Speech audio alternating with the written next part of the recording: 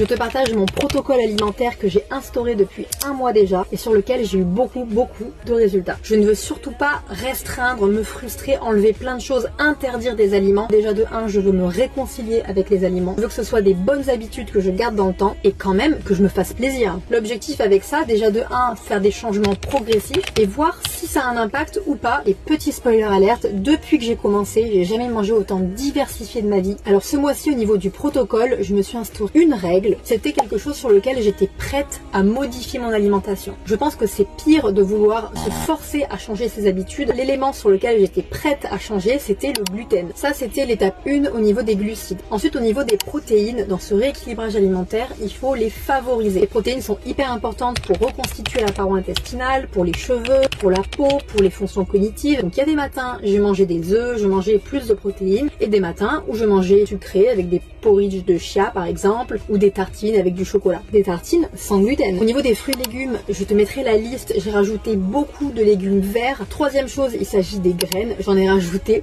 plein dans mon alimentation, j'ai notamment fait mon mélange magique. Mais j'y vais progressivement. J'ai rajouté des aliments anti-inflammatoires, notamment le curcuma, le gingembre. Si ce protocole t'intéresse, n'hésite pas à me dire en commentaire, je pourrais essayer de le compléter. En tout cas, ça fonctionne pour moi et là j'ai hâte de passer à la phase 2.